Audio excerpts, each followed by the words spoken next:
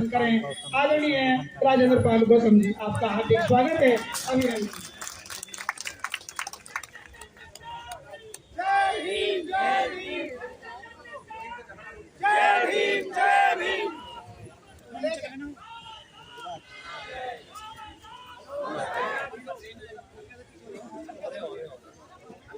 पूरी दुनिया को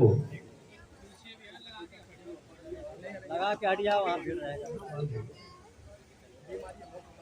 पूरी दुनिया को समता, स्वतंत्रता, बंधुता, न्याय, प्रज्ञा, शील, करुणा और मैत्री का मार्ग दिखाने वाले तथागत भगवान बुद्ध देश के करोड़ों दलितों, पिछड़ों, आदिवासियों और महिलाओं की हजारों साल की गुलामी तोड़ने वाले डॉक्टर बाबा साहेब अम्बेडकर और बहुजन समाज के सभी महापुरुषों के चरणों में कोटि कोटि नमन करते हुए आप सभी साथियों को क्रांतिकारी जय भीम करता हूं, विनम्र नमोबुधाय करता हूं।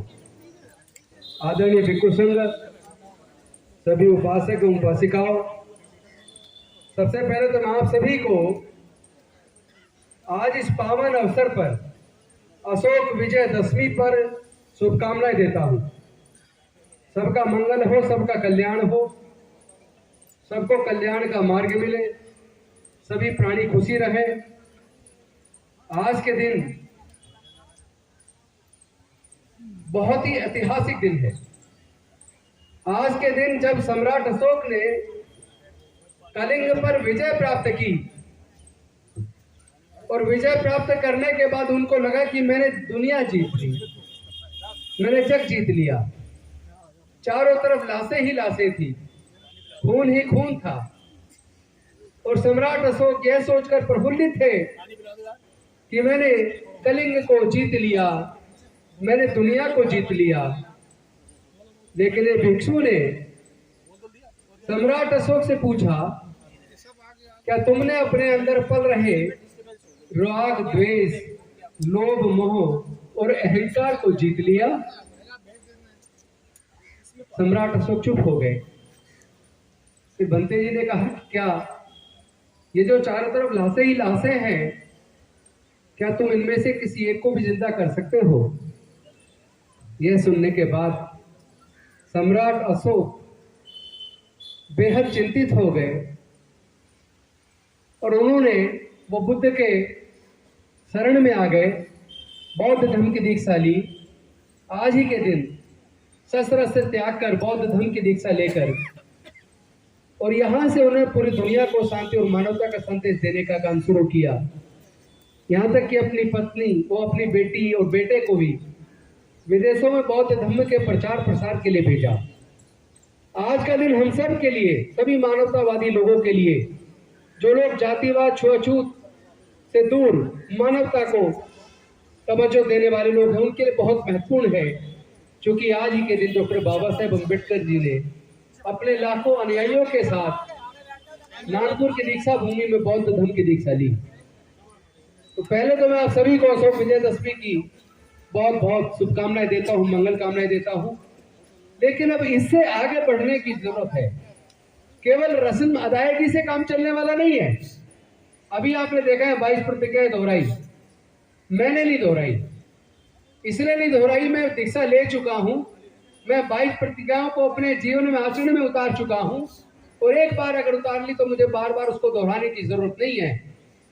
लेकिन जो लोग बार बार दोहराते हैं, मेरा उनसे निवेदन है कि आप तथागत बुद्ध के धम्म को अपने आचरण में लाएं, 22 प्रतिज्ञाओं को अपने आचरण में लाएं और पूरे दुनिया में शांति और मानवता के लिए काम करें। चूंकि नफरत से कभी दुनिया आगे नहीं बढ़ सकती, प्यार से दुनिया आगे बढ़ सकती है।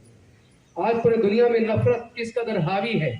आप मणिपुर में देखिए क्या हुआ, और आज आप देख रहे हैं रसिया यूक्रेन के अंदर कितने लोग, बेकसूर लोग मारे जा रहे हैं। फिलिस्तीन और इजराइल के बीच आप देख रहे हैं कितने महिलाएं, छोटे छोटे बच्चे, कितने निर्दोष लोग मारे जा रहे हैं। ऐसे नफरत के वातावरण में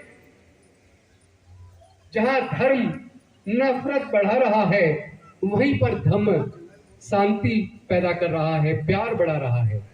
पूरे दुनिया को शांति की जरूरत है और मैं समझता हूं शांति बुद्ध के धम्म में है, जहां दया है, करुणा है, ममता है, सील है, प्रज्ञा है।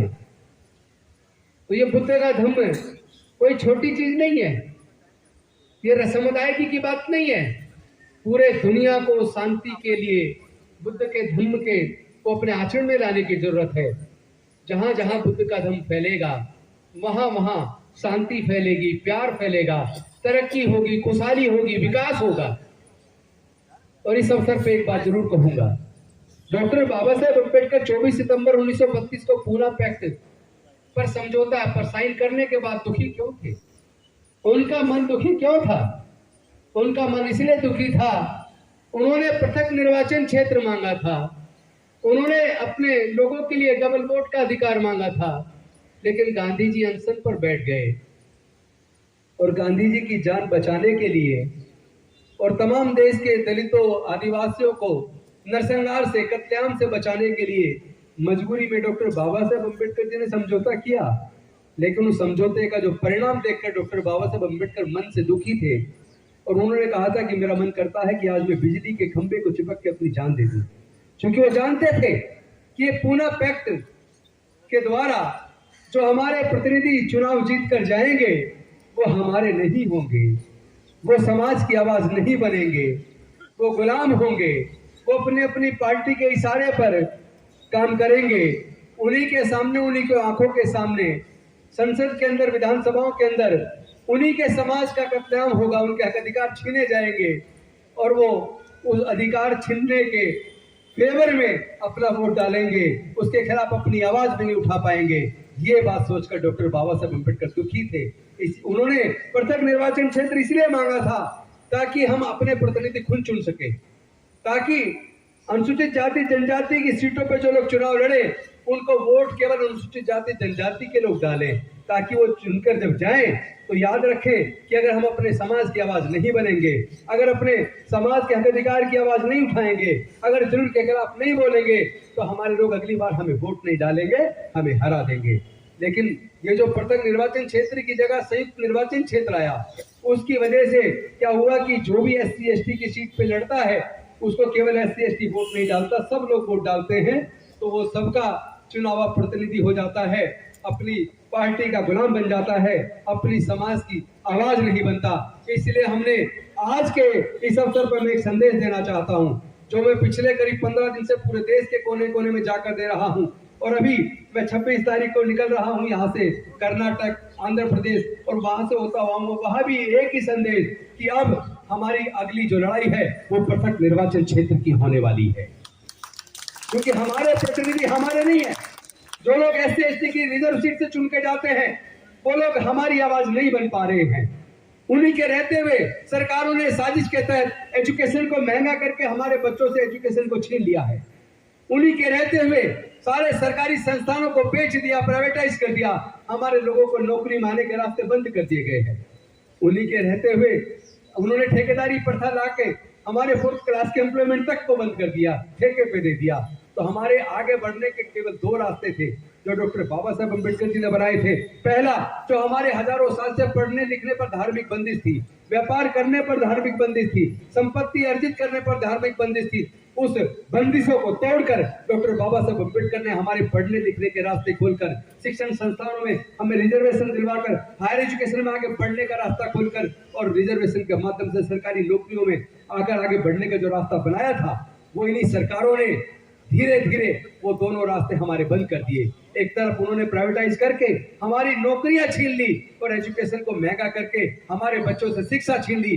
जब शिक्षा चली जाएगी, जब नौकरियां चली जाएंगी, इतना पैसा हमारे लोगों के पास नहीं है कि वो अपना व्यापार कर सके। और जब ना व्यापारी बन पाएंगे, ना नौकरी में जा पाएंगे, ना पढ़ पाएंगे, तो उसके बाद हमारे लोग बनेंगे क्या? मजदूर बनेंगे। मजदूर बनने का मतलब है दोबारा से गुलाम बनेंगे। तो क्या आप अपने बच्चों को दोबारा गुलाम बनते हुए देखना चाहते हो? नहीं देखना चाहते तो इस लड़ाई को लड़ना होगा। लड़ने का एक तरीका है, इसे लड़ने के लिए, चूंकि ये लाठी गोली की लड़ाई नहीं है, इसकी ये विचारधारा की लड़ाई है।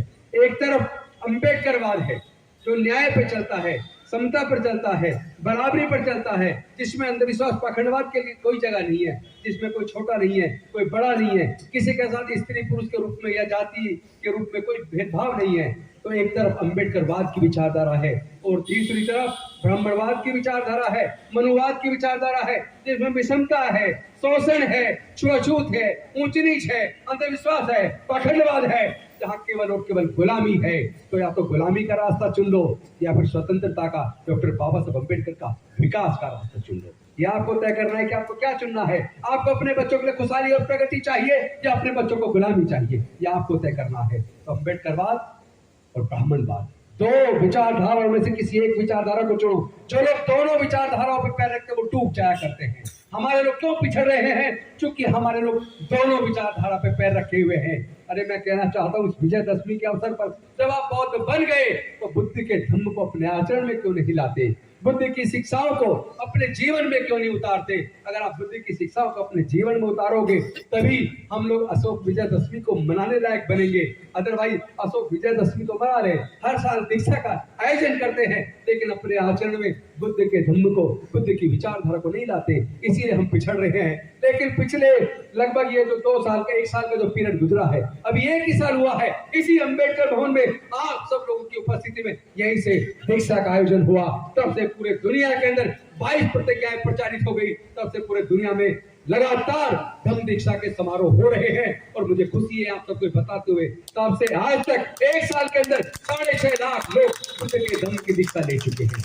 लेकिन मैं कहना चाहता हूँ, रस अदायगी के रूप में दीक्षा मत लीजिए, आप बुद्ध के धम्म को, उनकी शिक्षाओं को अपने आचरण में उतारिए। और डॉक्टर बाबा साहब अम्बेडकर का अगर सपना पूरा करना है, अगर आप नहीं चाहते डॉक्टर बाबा साहब अम्बेडकर जी की कुर्बानी बेकार जाए, अगर आप नहीं चाहते डॉक्टर बाबा साहब अम्बेडकर ने अपने 4 बच्चे खोए, जवानी में अपनी पत्नी खोई, उनकी वो कुर्बानी बेकार चली जाए, तो डॉक्टर बाबा साहब अम्बेडकर के विचारधारा पे चलिए। समाज को छोड़िए, जाति छोड़ो, समाज छोड़ो, क्योंकि जातियों ने हमारे समाज को कमजोर किया है। जाति हमारे उत्पीड़न का कारण है, जाति हमारे शोषण का कारण है, और हम लोग जब तक जातियों को जिंदा रखेंगे तब तक जाति की वजह से होने वाले उत्पीड़न जिंदा रहेगा। अगर जाति की वजह से होने वाले उत्पीड़न से मुक्ति चाहते हो तो जाति छोड़ो, समाज छोड़ो, बुद्ध की शरण में जाओ, बुद्ध के धम्म को अपनाओ, अपने आचरण में लाओ। तभी मैं समझता हूँ हमारा देश, हमारे लोग पूरी तरह आजाद होंगे, तभी दुनिया इस विषमता से मुक्त होगी, तभी दुनिया तरक्की के मार्ग पर डॉक्टर बाबा साहब अम्बेडकर की विचारधारा पर चलकर आगे बढ़ेगी।